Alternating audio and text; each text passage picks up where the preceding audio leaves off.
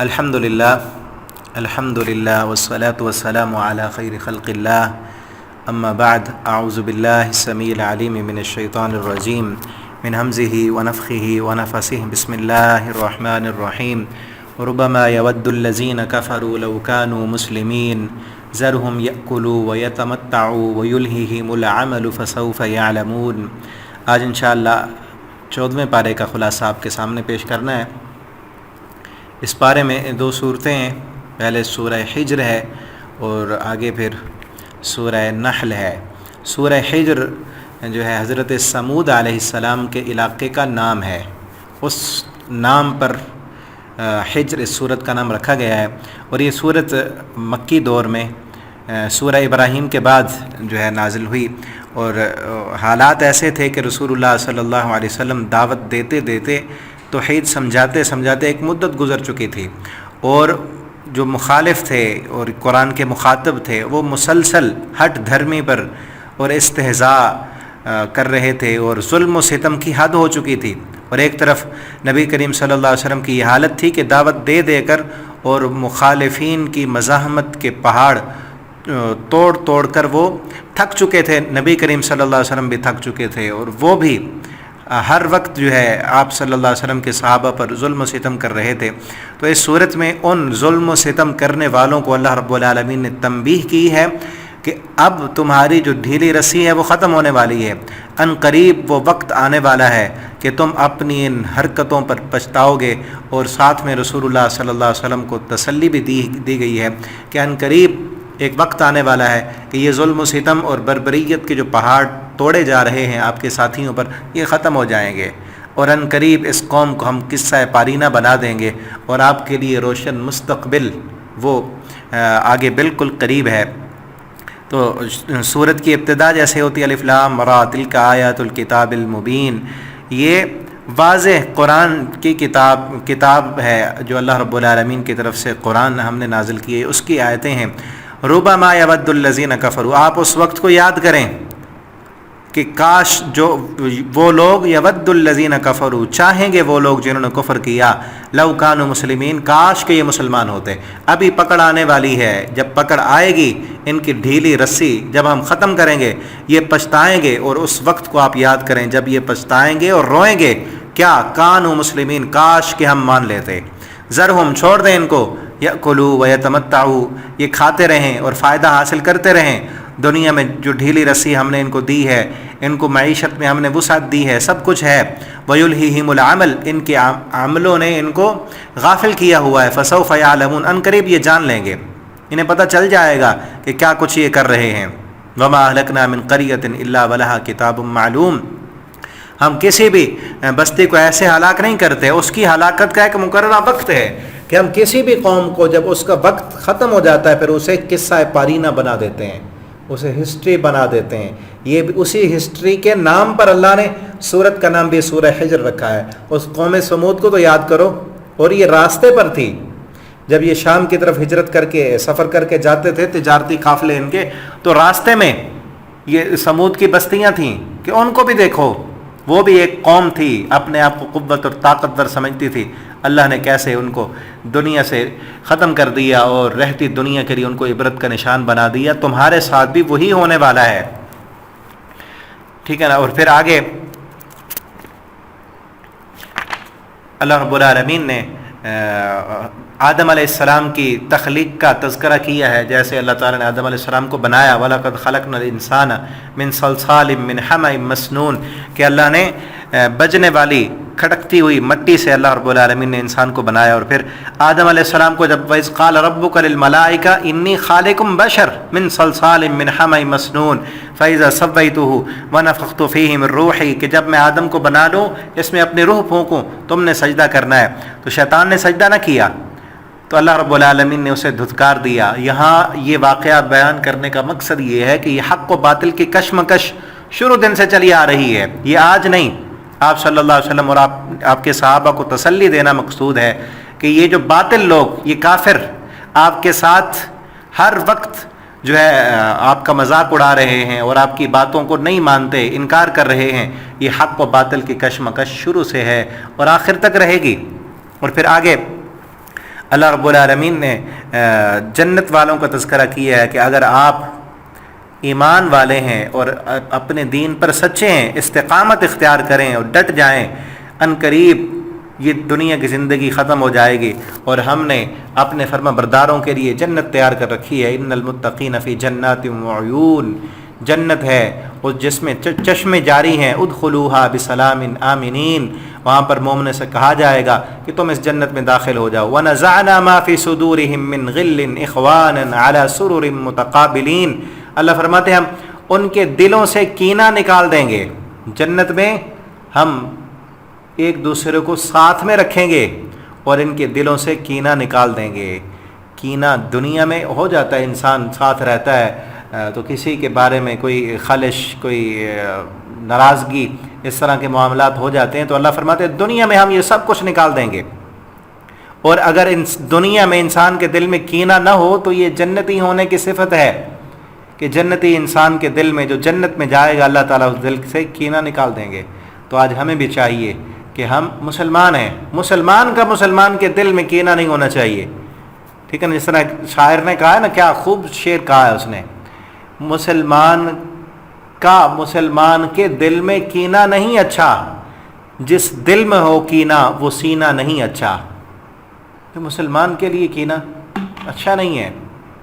ایک کلمہ پڑھنے والے، ایک رب کے سامنے جھکنے والے اور ایک نبی صلی اللہ علیہ وسلم کے امتی ایک ہی صف میں کھڑے ہو کر نماز پڑھنے والے، ایک دوسرے کے لیے حسد، بغض اور عناد دل میں نہیں ہونا چاہیے۔ اپنے دلوں کو پاک کیجیے، صاف کیجیے اور جنت کے قابل بنائیے۔ لا یمسہم، اور ایک خوبی اللہ نے جنت کی یہاں پر بیان کی ہے، بڑی خوبیاں ہیں جنت کی۔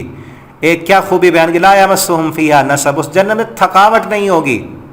اتنا عالی شان محل جنت کے اللہ رب العالمین دیں گے، اتنی بڑی بادشاہت ہوگی۔ اذا رأیت ثم رأیت نعیما وملکا کبیرا، وہاں جس طرف بھی جنتی دیکھے گا اسے بڑی سلطنتیں اور بادشاہتیں نظر آئیں گی۔ اس کے لیے درخت ہوں گے، باغات ہوں گے، چھوٹے چھوٹے بچے اس کے لیے جو ہے دودھ اور شراب کے جام لے کر آ رہے ہوں گے، پرندوں کا گوشت ہوگا، جنت میں حوریں ہوں گی، سب کچھ وہاں اللہ دیں گے۔ اور تھکاوٹ کیوں کہا؟ ایسی جنت وہاں دوسری جگہ پر یہ خوبی بھی بیان کی گئی ہے کہ جنت میں وہاں سے نکلنے کا دل نہیں چاہے گا۔ دنیا میں ہے نا، انسان بنا لے جو کچھ بناتا ہے، جتنا مرضی کما لے، کیا کچھ وہ لے لے گا، کتنا خرید لے گا، کتنا عالی سے عالی شان گھر بنا لے گا۔ اگر ہمارے سامنے مثالیں موجود ہیں جو بناتے ہیں عالی سے عالی شان گھر، اپنی جو ہے ساری زندگی کی محنت صرف کر کے بڑا عالی شان بنگلہ تیار کر لیا، لیکن وہاں بھی رہ کر وہ بوریت کا شکار ہو جاتے ہیں اور وہ گھومنے کے لیے کہیں اور جاتے ہیں گھومنے کے لیے۔ جنت میں یہ نہیں ہوگا، اپنے گھر سے نکلنے کا دل نہیں چاہے گا، اکتاہٹ نہیں ہوگی۔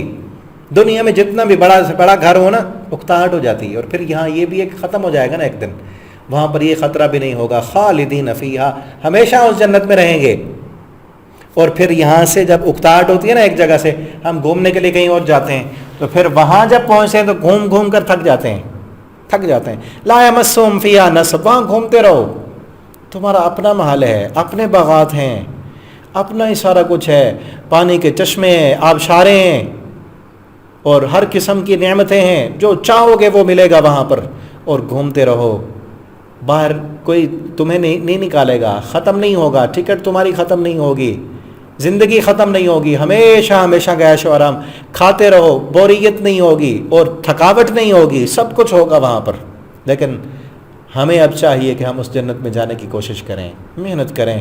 وہ جنت مفت میں نہیں ملے گی، پیچھے ہم 11ویں پارے میں پڑھ آئے ہیں، اللہ نے جنت بیچ دی۔ ان اللہ اشتری من المؤمنین انفسهم واموالهم بان لهم الجنہ، اللہ نے جنت مومنوں کو ان کے مالوں اور ان کی جانوں کے بدلے بیچ دی ہے۔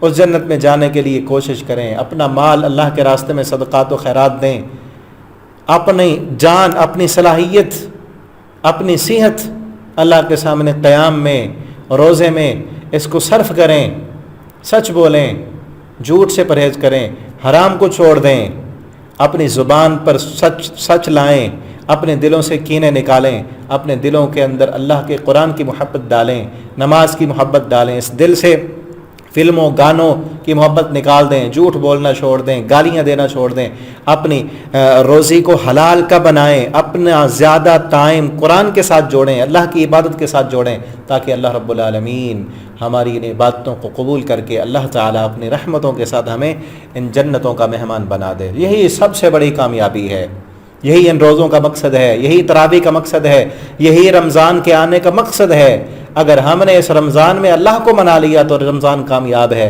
اگر اللہ کو نہ منایا، نمازیں پڑھ کے، قرآن پڑھ کے، تلاوتیں سن کے، تو پھر کوئی فائدہ نہ ہوا۔ ٹھیک ہے نا؟ اللہ تعالیٰ ہمیں عبادت کرنے کی توفیق دیں۔ آگے اللہ نے ایک دو قوموں کا تذکرہ بھی کیا ہے کہ جس طرح ان کو ہم نے نیست و نابود کر دیا، قوم لوط کا اور قوم شعیب کا، اصحاب حجر کا، وَلَقَدْ كَذَّبَ أَصْحَابُ الْحِجْرِ الْمُرْسَلِينَ، کہ انہوں نے جس طرح جھٹلایا تھا، ان کو ہم نے نیست و نابود کر دیا، ان کا بھی ابھی وقت آنے والا ہے۔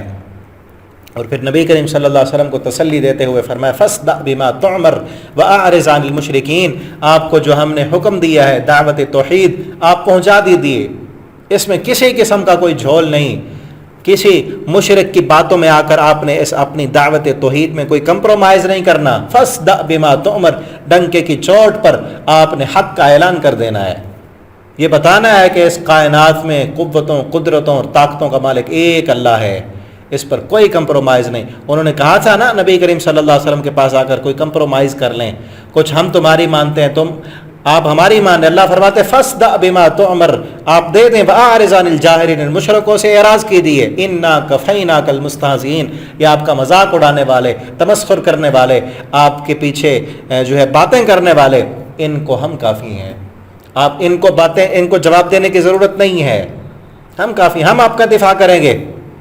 الذین یجعلون مع اللہ الہا آخر فسوف یعلمون، یہ جو مشرک ہیں اللہ کے ساتھ دوسرے الہ انہوں نے بنائے ہوئے، ان قریب ان کو پتہ چل جائے گا۔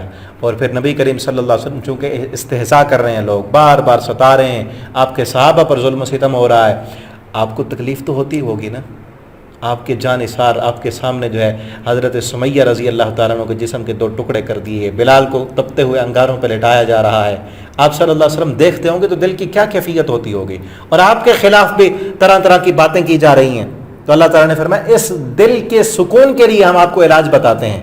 وَلَقَدْ نَعْلَمُ أَنَّكَ يَضِيقُ صَدْرُكَ بِمَا يَقُولُونَ، ہم جانتے ہیں آپ کا دل دکھتا ہے، آپ کا سینہ بھجتا ہے، بما یقولون، جو وہ کہتے ہیں، ان کی باتیں سن کر آپ کا سینہ تنگ ہوتا ہے، تو آپ کیا کریں، فسبح بحمد ربک، اس کا علاج یہ ہے کہ تسبیح کیجیے، سبحان اللہ پڑھیں، الحمدللہ پڑھیں، لا الہ الا اللہ پڑھیں، اللہ کا ذکر کرتے رہیں، یہ علاج ہے، یہ علاج ہے دل کی تنگی کا، ڈپریشن کا، پریشانیوں کا علاج، پریشانیوں کا حل اللہ کے قرآن میں ہے، اللہ کے ذکر میں ہے، اللہ کے ذکر سے سکون ملے گا۔ ٹھیک ہے نا؟ لوگ آپ ہمارے لیے بھی ہے نا، لوگ باتیں کر رہے ہیں، لوگ برا بھلا کہتے ہیں، ان کو جواب نہیں دینا، کچھ نہیں کہنا، اور ساتھ شرط یہ ہے کہ آپ پر باتیں تب ہو رہی ہوں جب آپ دین پر سچے ہیں، آپ اللہ کے لیے مخلص ہیں، آپ لوگوں کو دین کی طرف بلاتے ہیں، لوگ باتیں کرتے ہیں، لوگ کہتے ہیں مولوی والے کام شروع کر دیے، ان کو کوئی اور کام ہی نہیں، یہ آ رہے ہیں ہر وقت کہتے ہیں نماز پڑھ چلو، روزہ رکھو، دین کے لیے چلو، قرآن کی بات سنو۔ تب جب آپ لوگوں کی باتیں سنتے ہیں اور دل تنگ ہوتا ہے، اللہ کا ذکر کریں، ان کو جواب نہ دیں، اللہ کا ذکر کریں، وَقُم مِّنَ السَّاجِدِينَ، اور سجدہ کرنے والوں کے ساتھ ہو جائیں، سجدے لمبے کریں، اللہ کا سکون پانے کے لیے لمبے سجدے کریں، نفل نماز پڑھیں، وَعْبُدْ رَبَّكَ، اپنے رب کی عبادت کیجیے، حَتَّى يَأْتِيَكَ الْيَقِينُ، یہاں تک کہ موت آ جائے، موت آنے تک اپنے رب کی عبادت کرتے رہیں تاکہ آپ کو سکون ملتا رہے۔ اس کے بعد جو ہے سورہ نحل ہے، سورہ نحل بھی مکی صورت ہے، اور یہ بھی جب مسلمانوں پر بے تحاشا ظلم و ستم، اتنی سختیاں ہو رہی تھیں کہ حتیٰ کہ بعض مسلمان جو ہے ظلم برداشت نہ کرتے ہوئے مجبور ہو کر اپنی زبان سے کلمہ کفر جو ہے وہ نکال چکے تھے، ان کے بارے میں بھی اس صورت کے اندر آیتیں اتری ہیں، ان حالات میں یہ صورت اتری۔ اور اس سورہ نحل میں، نحل عربی زبان میں نا شہد کی مکھی کو کہتے ہیں. شہد کی مکھی کا واقعہ بھی اللہ رب العالمین نے بیان کیا ہے، اسی نام پر اس صورت کا نام ہے. اور اس صورت کے شروع میں اللہ رب العالمین نے اپنی خالقیت کے دلائل دی ہیں. خلق الانسان من نطفۃ فاذا هو خصیم مبین. انسان کو اللہ نے نطفے سے بنایا.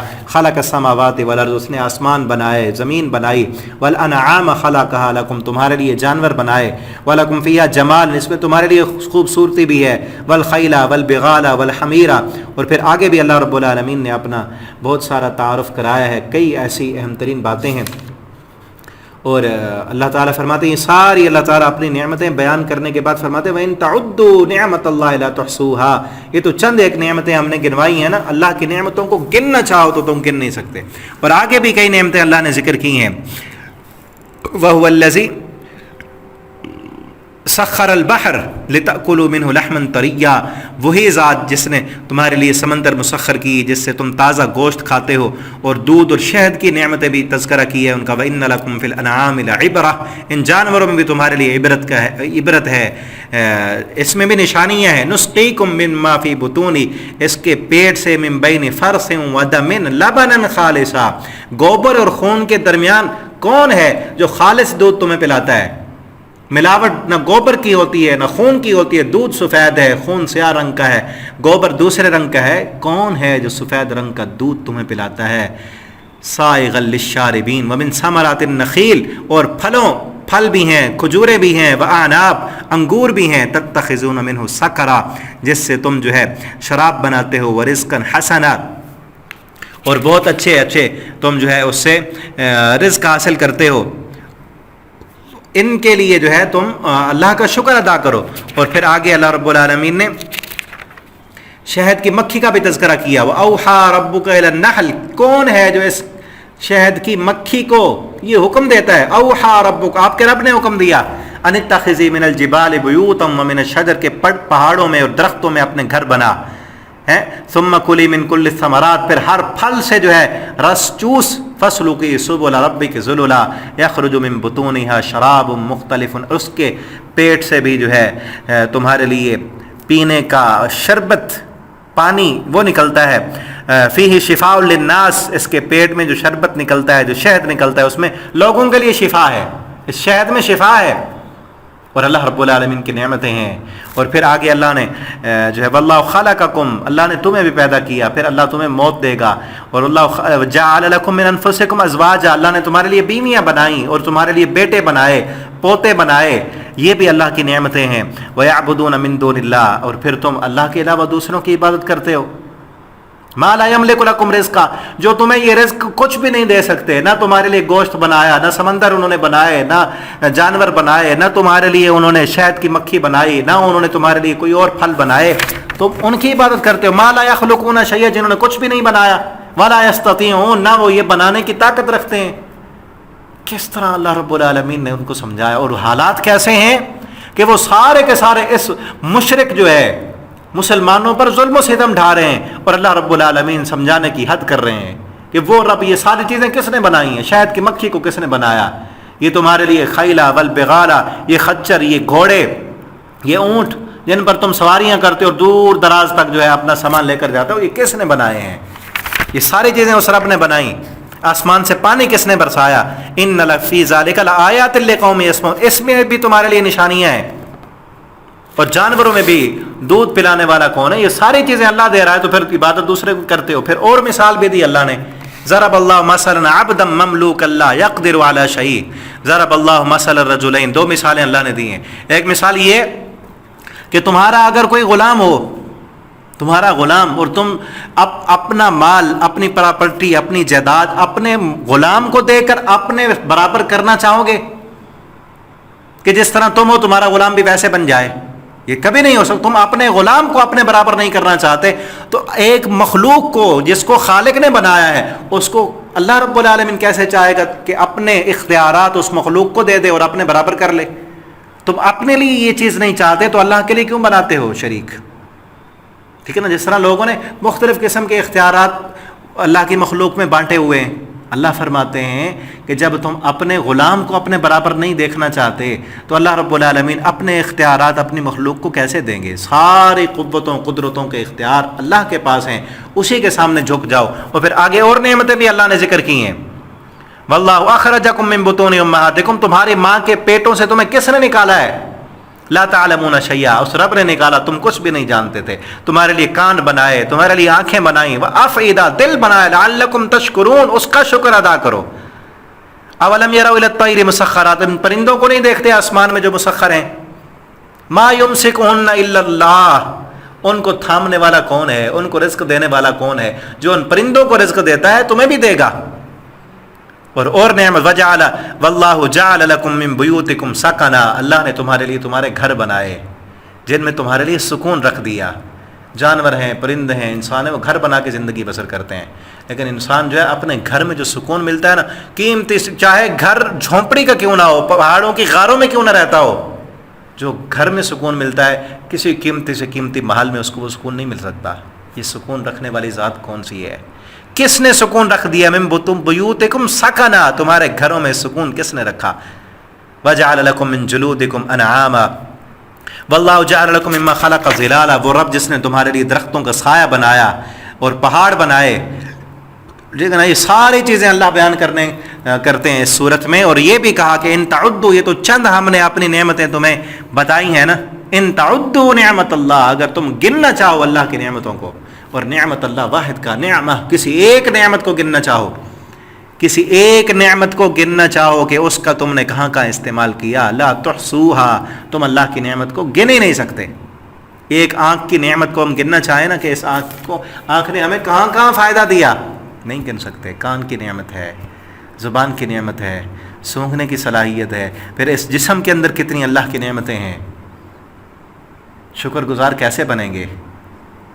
اس وقت بنیں گے جب ان نعمتوں کو ہم اللہ کی فرما برداری میں استعمال کریں گے. تو ان نعمتوں کو اللہ کی فرما برداری میں استعمال کیجیے. آگے اللہ رب العالمین نے اس دین کا خلاصہ ایک آیت میں بیان کیا ہے. ان اللہ یأمر بالعدل والاحسان, اللہ تمہیں عدل اور احسان کا حکم دیتا ہے. وایتاء ذی القربى, اور تمہیں دینے کا حکم دیتا ہے کہ اپنے قریبی رشتہ داروں کو دو. وینہا, اور اللہ تمہیں منع کرتا ہے فحاشی سے اور منکر کاموں سے, والبغی, اور بغاوت سے. یعظکم, اللہ تمہیں نصیحت کرتا ہے. لعلکم تذکرون, تاکہ تم نصیحت حاصل کرو. اور پھر آگے اس صورت میں وہ آیت ہے کہ جب حضرت عمار بن یاسر رضی اللہ تعالیٰ عنہ, ان کی والدہ کو حضرت سمیہ کو شہید کر دیا, ان کے والد کو شہید کر دیا گیا, اور ان کو حضرت عمار کو لوگوں نے, منافقوں نے, مشرکوں نے پکڑ لیا اور کہا کہ محمد الرسول اللہ صلی اللہ علیہ وسلم کے بارے میں غلط الفاظ کہو. تو انہوں نے جان بچانے کے ڈر سے آپ صلی اللہ علیہ وسلم کے بارے میں کفریہ الفاظ کہہ دیے, تو انہوں نے چھوڑ دیا. اور پھر بھاگتے ہوئے نبی کریم صلی اللہ علیہ وسلم کے پاس ہے اور روئے جا رہے تھے, رو رہے تھے. کہا اللہ کے پیغمبر, انہوں نے میری والدہ کو کس طرح شہید کیا تھا, 2 حصوں میں, 2 ٹکڑوں میں انہوں نے جو ہے 2 اونٹوں کے درمیان باندھ دیا, اور اسلام کی پہلی شہید ہے حضرت سمیہ رضی اللہ تعالیٰ عنہ. کتنا ستم ہوا, کتنا ظلم ہوا, اور کیسی جو ہے استقامت کی پہاڑ بن گئی تھی وہ عورت, کہ ان کے کپڑے ابو جہل نے اتار دیے, ننگا کر دیا, اور پھر دونوں ٹانگوں کے ساتھ 2 رسیاں باندھ کر ایک اونٹ ایک سائڈ پر کھڑا کر دیا مشرق کی طرف, دوسرے اونٹ کا رخ مغرب کی طرف کیا, اور دونوں ٹانگیں دونوں اونٹوں کے ساتھ مخالف سمت میں باندھ دی اور اونٹوں کو بھگا دیا. 2 ٹکڑوں میں جو ہے ان کا جسم چیر دیا گیا. ان کے والد کو بھی شہید کر دیا. ان کو بھی جو ہے مار رہے تھے جان سے, تو الفاظ کہے, پھر رو رہے تھے نبی کریم صلی اللہ علیہ وسلم کے پاس آ کر. تو اس وقت اللہ رب العالمین نے یہ آیتیں نازل کی کہ اگر تم الا من اکرہ وقلبہ مطمئن بالایمان, تمہیں جب مجبور کر دیا جائے اور دل تمہارا ایمان پر مطمئن ہے, دل میں تو ایمان ہے, دل میں کوئی خلش نہیں, دل میں ایمان مضبوط ہے, تمہیں مجبور کر دیا گیا کہ کفریہ کلمہ کہو, تو اس وقت مجبوری کے وقت کہا ہوا کلمہ اس کا کوئی گناہ نہیں ہے, اللہ رب العالمین تمہیں معاف کر دیں گے. تو آج بھی یہی ہے کہ اگر ایک انسان جان بچانے کی غرض سے اس وقت کوئی ایسا جملہ کہتا ہے, اس کے دل میں نہیں ہے, دل میں ایمان مضبوط ہے, تو اللہ رب العالمین اس پر پکڑ نہیں کریں گے. اور پھر اس کے بعد آخر میں, اس صورت کے آخر میں حضرت ابراہیم علیہ السلام کی شکر گزاری کا تذکرہ اللہ تعالی نے کیا ہے. ان ابراہیم کان امہ, ابراہیم علیہ السلام ایک امت تھے جو پوری کی پوری بڑی امت اور جماعت مل کر کام کیا کرتی ہے. ابراہیم علیہ السلام نے اکیلے وہ کام کر دیا. ولم یکن من المشرکین, ابراہیم کی ایک خوبی یہ بھی تھی کہ وہ مشرک نہیں تھے. شاکرا لانعمہ, اللہ کی نعمتوں کا شکر کرنے والے تھے. اللہ نے اپنی نعمتیں یہاں گنوائی ہیں نا, کہ اور مشرکین مکہ کو بھی یہ تنبیہ ہے کہ تم اپنے آپ کو ابراہیمی کہتے ہو, ابراہیم علیہ السلام تو شکر گزار تھے اور تم مشرک ہو. اللہ کے گھر میں تم نے بت رکھے ہوئے ہیں اور تم کہتے ہو کہ ہم ابراہیمی ہیں، اور کتنی نعمتیں اللہ نے گنوائی ہیں، ان سب کا تم یہی کرتے ہو کہ شکر گزاری کے لیے پھر بتوں کے سامنے جھکتے ہو اور کہتے ہو کہ ابراہیمی ہے۔ ابراہیم علیہ السلام تو شاکر لانعمہ، اللہ کی نعمتوں کے شکر گزار تھے، اجتبا، اللہ نے چن لیا تھا انہیں، وہدا، اللہ نے ہدایت دی تھی، الی صراط مستقیم، سیدھے راستے کی طرف، وآتیناہ فی الدنیا حسنہ، اللہ نے دنیا میں بھی انہیں اچھا عطا کیا، وفی الآخرۃ لمن الصالحین، آخرت میں اللہ کے نیک بندوں میں سے ہوں گے وہ۔ اور پھر آخر میں اللہ رب العالمین نے یہ فرمایا ادعو الی سبیل ربک، آپ ان لوگوں کو بلاتے رہیں، وقت ان کا آ چکا ہے، اگر نہیں مانیں گے تو اب صفحہ ہستی سے مٹا کر ان کو جو ہے نا عبرت کا نشان بنا دیا جائے گا۔ اور آگے پھر ہوا غزوہ بدر میں عبرت کا نشان بنے، 70 جو ہے کافر مارے گئے، اور اللہ کے پیغمبر صلی اللہ علیہ وسلم نے بدر کے کنویں پر کھڑے ہو کر ان سے کہا تھا کہ اب بتاؤ میرے وعدے سچے تھے یا نہیں تھے۔ تو اللہ، اور پھر پیغام کیا ہے کہ ادعو الی سبیل رب، آپ ان کو دعوت دیتے رہیں بالحکمہ، حکمت کے ساتھ، والموعظۃ الحسنہ، اور اچھی نصیحتوں کے ساتھ، وجادلہم باللتی احسن، اور اگر جھگڑا کرنا پڑے، کوئی بات سمجھانی پڑے تو جھگڑا بھی احسن انداز سے کرنا ہے۔ ان ربک هو اعلم، آپ کا رب خوب جانتا ہے، بمن ضل عن سبیلہ، اس کے راستے سے گمراہ ہونے والا کون ہے، وہو اعلم بالمہتدین، اور ہدایت یافتہ کون ہے، اللہ اسے بھی جانتا ہے۔ ہمیں بھی اس میں نصیحت ہے، خصوصاً دعوت و تبلیغ کرنے والے لوگوں کو، کہ بالحکمہ والموعظۃ الحسنہ، حکمت کے ساتھ دعوت و تبلیغ کرنی ہے، فتوے نہیں لگانے، ٹھیک ہے نا۔ کسی کو آپ کہہ دیں کہ یہ تیرا یہ عمل تو فلاں ہے، یہ تو جہنم میں لے جانے والا ہے، تو کافر ہے، تو جہنمی ہے، تو فلاں ہے، پھر اس کو دعوت کیا دیں گے؟ نبی کریم صلی اللہ علیہ وسلم کو یہ نہیں کہا کہ اب ان کا وقت آ چکا ہے ان سے کہو، نہیں، بلکہ ادعو سبیل، آپ حکمت اور موعظت کے ساتھ ان کو دعوت دیتے رہیں، بلاتے رہیں، اور جھگڑا بھی کرنا پڑ جائے تو اس وقت بھی جھگڑالو نہیں بڑھنا، بالاحسن باللتی احسن، جھگڑا احسن انداز سے کرنا ہے، دلائل کے ساتھ بات کرنی ہے۔ اور آپ کا رب کو پتا ہے کہ کس نے گمراہ ہونا ہے، کس نے جہنم میں جانا ہے، کون مومن ہے، کون کافر ہے، کون گمراہ ہے، کون حق پر ہے، یہ اللہ کو پتا ہے، اور اللہ نے فیصلہ کرنا ہے۔ آپ کا کام ہے اچھے انداز سے دعوت و تبلیغ کرتے رہیں۔ اللہ رب العالمین سے دعا ہے اللہ تعالی ہمیں قرآن پڑھنے، سمجھنے، اس کے مطابق زندگی بسر کرنے کی توفیق عطا فرمائے۔